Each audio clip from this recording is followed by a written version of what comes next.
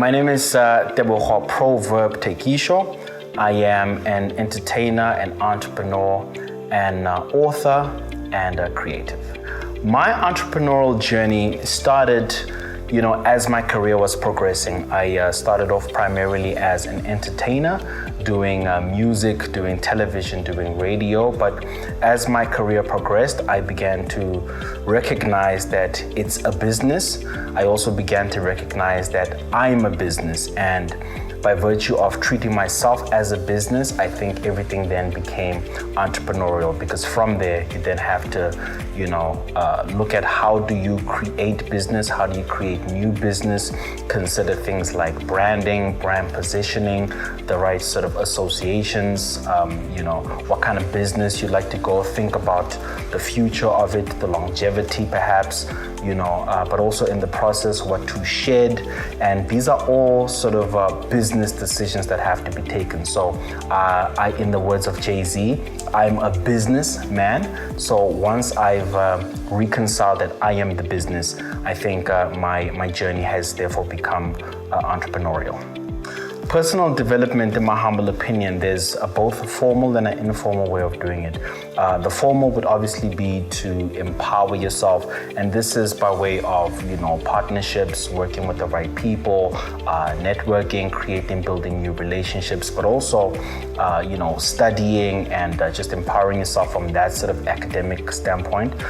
Informally, it would be to read up, to sort of watch YouTube clips and just think so specifically about where you want to take your brand, what to align yourself with. All of these things, in my humble opinion, make for the building blocks of what self-empowerment means. The role of personal development has really been a fuel in my business, in that, since being conscious of the fact that I am a business, I'm now making strategic decisions, that feed my business. So one of the bigger and more important ones in my personal life has been studying.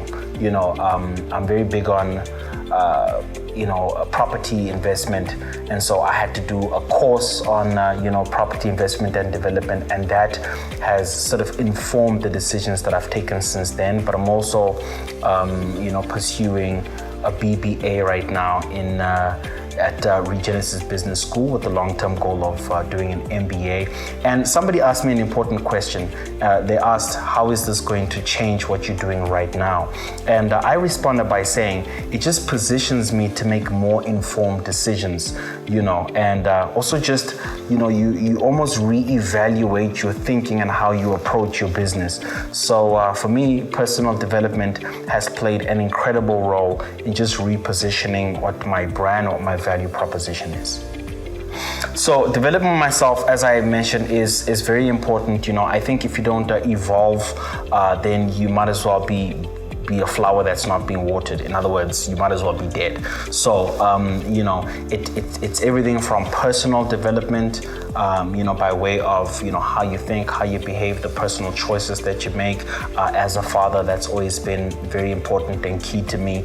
I try and protect my kids, keeping them away from these kind of platforms, which is always interesting how, as an entertainer, my kids have gone for as long as 15 years without being in the space. But that just goes to show how being protective to them is of utmost priority to me at all times. Then of course all the personal development things that I've mentioned already, all of it, man, is all a part of growing and developing, because otherwise you run the risk of being stagnant, of not developing new skills, of working yourself out of the space because you haven't learned anything new. I mean, it's all good and well to be a musician or rapper or presenter for a good 10, 20 years.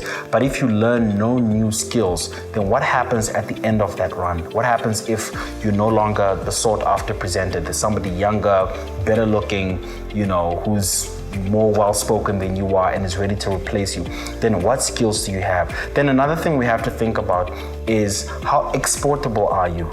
We live in a global world, a global community. You have to be able to apply your skill and your trade anywhere in the globe. Now the question becomes, do you have a skill that you can export? And if not, you need to develop one. That's why this is so important. Some of the downsides, I think, of going on a personal development is that you often have to rebrand, which is sometimes met with a lot of resistance. In my exact example, moving from being an active musician to being a businessman has been, met with a lot of resistance. And I can almost understand that, because you spend 15 years building a particular brand, but, in order to evolve it, you sometimes have to shed a lot of what it was known for. So that's often a downfall, because then it means your entire clientele only knows you for one certain skill set, and you almost have to just reposition, reintroduce yourself, and almost proverbially start from the beginning and just reposition and rebuild a new brand altogether. The most rewarding, I think, attributes of personal development has been how my business has been able to evolve. With the outbreak of COVID-19 and the subsequent lockdown and so on, I was so grateful to have multiple income streams and diverse income streams, which I don't think I would have been able to position myself had I not empowered myself. So I speak, for instance, as an example, and among a few, but property, for instance, had I not ventured into that as a business, I think I would have definitely been in trouble, like many of my peers. The gig economy has pretty much come to a complete stop. So, if one hadn't diversified and had alternate income streams, I think we would be in trouble. So that has definitely served me well. How I process challenges is I have come to embrace that challenges are a big part of life, and just business. My dad always used to say you should never plan too much, and I never fully understood it until life really smacked me across the face. So challenges, I think once you embrace that they are a part of life, they are to come, but they're also a great opportunity to learn, to redevelop, to figure out new ways of problem solving. Then I think you approach problems and challenges differently. So I'm at a point in my life now where I actually relish and I enjoy challenges, because they give me an opportunity to develop new skills and to really find new ways of navigating not only business, but life as well. An entrepreneur should be, so focused on constantly developing and evolving, because the world is changing so fast. And if you don't move and adapt with the times, you will be caught, you'll be caught out. I mean, there's many examples. My brain can't help but go to Kodak as an example, if I may. They were dominating the market, but as soon as the digital space came in, they were immediately left out. I remember when the CEO of Nokia made that very famous closing speech, and he said, "We did nothing wrong, but still we lost." And whenever I think of that, I always think to myself, he did do something wrong, and they got stagnant because they were dominating the market. So you may be dominating in your space, you may be, industry leader currently right now, but if you're not always and constantly developing and evolving, you run the risk of getting caught in that particular space. You run the risk of being a one-trick pony. So when the world shifts and moves ahead, then you cannot keep up with the Joneses anymore, so to speak. So my advice would be to constantly develop, always innovate, always looking for new ways to add to your skill set, your offering at all times. It should always be a constant motion.